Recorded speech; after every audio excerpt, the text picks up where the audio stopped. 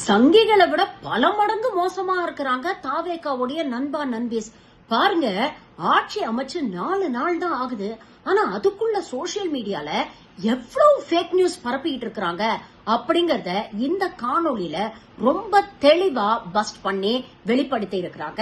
தாவேகா ஆட்சியில போதைப் பொருட்கள் கைப்பற்றப்பட்டதுன்னு பரவுறது ஃபேக் இன்ஃபர்மேஷன். இன்னும் தாவேகா ஆட்சியில இது மாதிரி எந்த போதைப் பொருட்களையும் கைப்பற்றி எரிக்கல. 2வது, சிஎம் விஜய் தலைமையிலான பைக் போலீஸ் பேட்ரோல்னு ஒரு வீடியோ மாஸ் பிஜிஎம் எல்லாம் போட்டு பரவிட்டு இருக்கு. அது டிஎம்கே கவர்மெண்ட்ல ஜனவரி 2026 சேலம் சிட்டில கொண்டு வந்தது. விஜய் அவர்கள் கொண்டு வந்த மாதிரி பழைய வீடியோவை பொய்யா பரப்பிட்டு இருக்காங்க. இப்ப வரைக்கும் விஜய் அவர்கள் அது மாதிரி எந்த இனிஷியேட்டிவும் எடுக்கல. 3வது, தூத்துக்குடி சிசிடிவி சர்வேலன்ஸ் வீடியோ ஒன்னு பரவிட்டு இருக்கு. அதாவது சிறப்பு கண்காணிப்பு படை, அதுவும் டிஎம்கே ஆட்சியில நடந்தது. அது விஜய் அவர்கள் ஏற்படுத்திருக்க மாதிரி தவறா பரப்பப்பட்டு வருது. 4வதா, தமிழ்நாட்டோட நிதி நிலவரத்தை பத்தி ஒரு வெள்ளை அறிக்கை வெளியிடுறேன்னு முதலமைச்சர் விஜய் சொன்னாரு. அதை ஆதரிச்சு அமைச்சர் கீர்த்தனா இது மாதிரி வெள்ளை அறிக்கை இதுக்கு முன்னாடி யாருமே வெளியிட்டதில்லைன்னு சொல்லியிருக்காங்க. ஆனா ஆட்சி அமைஞ்சதும் 2001 ஜெயலலிதா அவர்களும் 2021 ஸ்டாலின் அவர்களும் வெள்ளை அறிக்கை வெளியிட்டிருக்காங்க. சோ அமைச்சர் கீர்த்தனா அவர்களோட ஸ்டேட்மெண்ட் ஃபேக் அண்ட் மிஸ்லீடிங். 5வதா, விஜய் அவர்கள் 700க்கும் மேற்பட்ட டாஸ்மாக்ஸை க்ளோஸ் பண்ண உத்தரவிட்டிருக்காரு. இது யார் பண்ணுவான்னு கேக்குறாங்க. டாஸ்மாக் மூடுறது ஒரு நல்ல விஷயம். ஆனா ஜெயலலிதா அவர்களும் ஸ்டாலின் அவர்களும் பதவியேற்றதும் இதே விஷயத்த பண்ணாங்க. அதாவது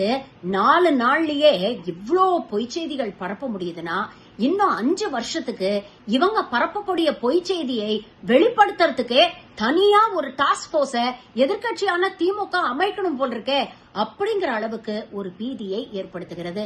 விஜயை ஆதரிச்சு அவருக்கு ஓட்டு போட்ட நண்பர்களுக்கு ஒரே ஒரு வேண்டுகோள் தான், நீங்க யார தேர்ந்தெடுக்கிறீங்க அப்படிங்கிறது உங்களுடைய ஜனநாயக உரிமை. ஆனா நீங்க தூய சக்தி அப்படின்னு நம்பி ஓட்டு போட்ட விஜய் உண்மையிலேயே தூய சக்தியா இல்லையா அப்படிங்கறத 1க்கு 2 தடவை வெரிஃபை பண்ணிக்கங்க.